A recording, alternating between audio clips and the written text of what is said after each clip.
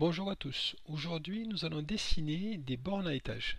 Alors, dans de précédents tutoriels, on a pas mal dessiné de cartes d'entrée-sortie d'automates de toutes marques. Alors là, j'ai pris un exemple. Pour moi, j'ai un automate M221. J'ai une carte d'entrée et j'ai dessiné différents détecteurs magnétiques qui sont situés à l'extrémité des vérins, pour savoir si le vérin est rentré ou sorti. Et je vais mettre ici des bornes à étage pour un gain de place. Bien sûr, la borne à étage, ça permet de, au lieu d'avoir trois bornes, on a une seule borne sur trois étages. Ça fait un gagner de la place sur une armoire ou un coffret électrique. Alors, on va dessiner. Il y a plusieurs façons de dessiner des bornes à étage. Je vais vous faire voir la façon la plus simple, la plus brute, sans trop de. Ça fait.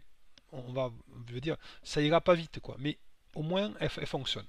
Alors, on va prendre une borne. Alors, les bornes, elles se trouvent dans ici symbole. Alors, c'est pas dans l'électricité, automatisme. On a pas mal vu de symboles dans électricité, automatisme. Nous, les bornes, elles se trouvent dans le répertoire connexion.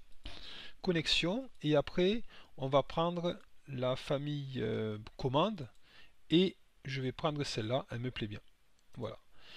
Je vous rappelle au préalable que quand on a fait des bornes simples, le conseil, borne simple donc sans étage, je vous conseille d'abord de faire repère utilisateur en premier. On met la première borne, puis après on fait repère automatique ici. Et comme ça, si mettons la borne c'est x11, on met x11 pour la borne repère utilisateur, puis après un clic sur repère automatique et tout seul il mettra la prochaine borne x12, x13, x14, x15. Ça c'est pour des bornes classiques. Là nous on va quand même prendre la borne repère utilisateur, mais on va voir que on n'aura pas besoin de mettre automatique après. Donc on y va. Donc je prends ma borne là, je la mets ici. Alors moi sur mon schéma, cette borne c'est XI. Voilà, XI. Dans XI, l'ordre, il n'y a rien, c'est l'étiquette, c'est XI. Et le repère, donc, c'est comme c'est une borne à étage. Alors moi, c'était la cinquième borne, donc ça va être 5.1.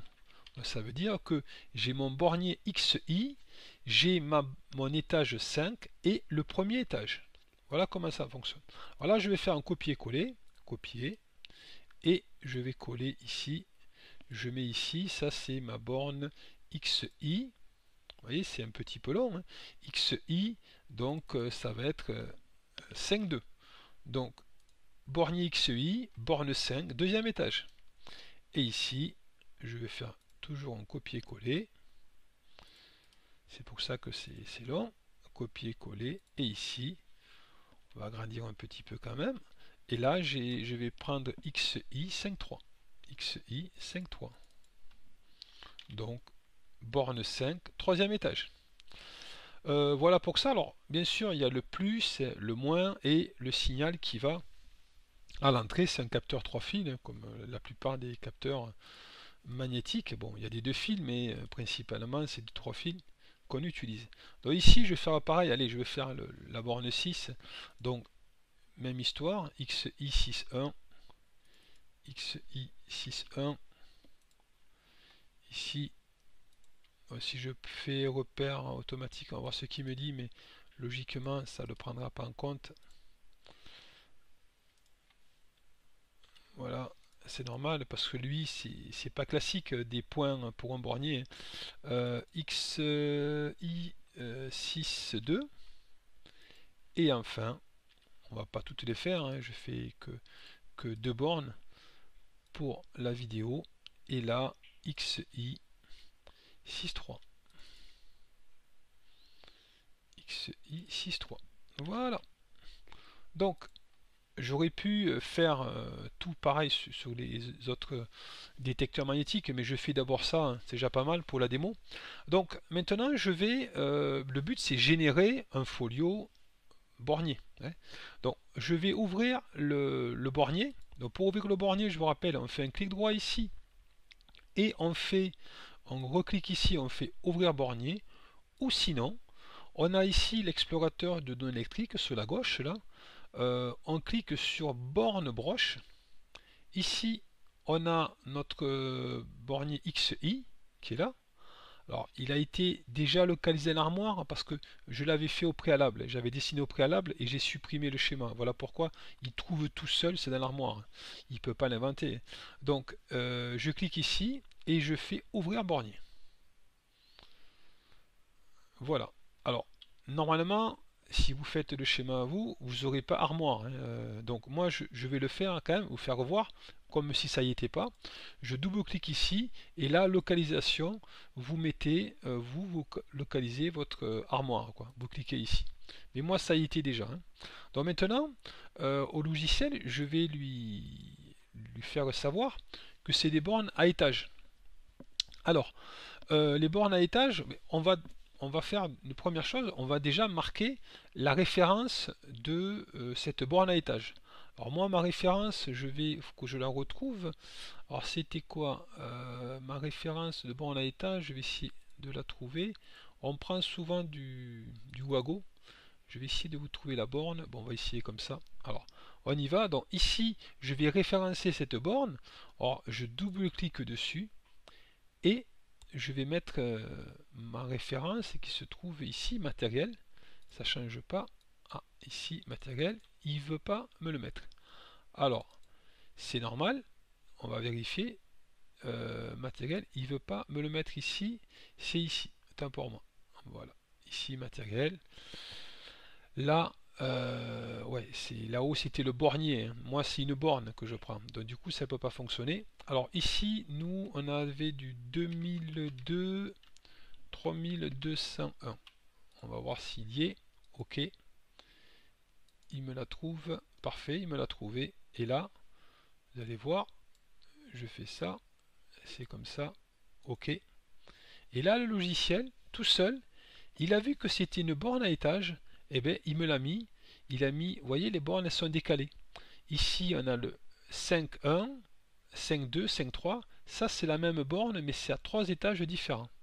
Alors, si je veux mettre la référence à 6.2 là, à 6.1 pardon, mais je vous rappelle, je fais clic droit, je fais copier la référence matérielle et je la colle ici.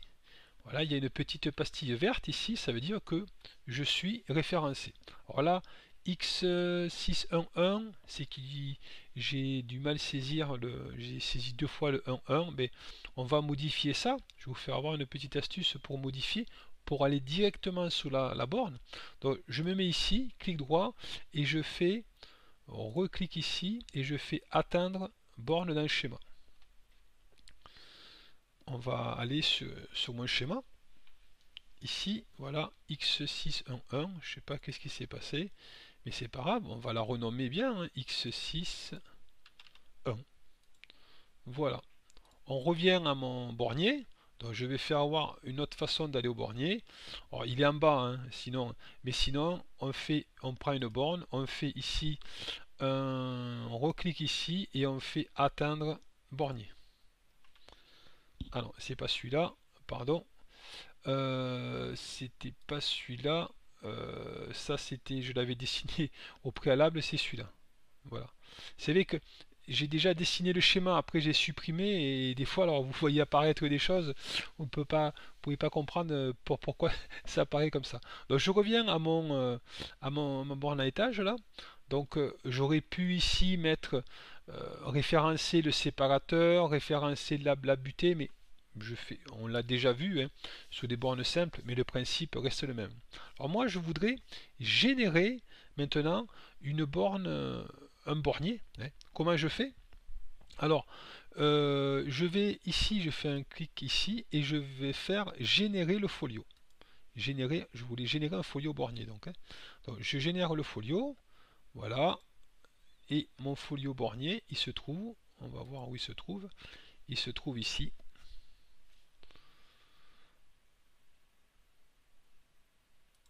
Voilà, il va le trouver quelque part par là, et on va agrandir ça. Et mon bornier se trouve, alors j'ai beaucoup de choses sur mon schéma, il se trouve ici, voilà, XI là, il se trouve là.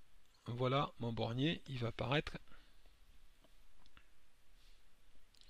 Voilà, j'ai mon bornier. Alors, le bornier, il est pas mal, hein. Il est pas mal fait.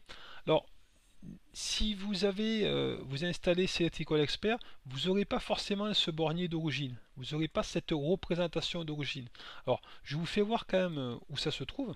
Vous allez avoir une représentation classique. Donc, pourquoi ça fait ce modèle? C'est parce que j'avais fait au préalable option et paramètres génération des folios borniers.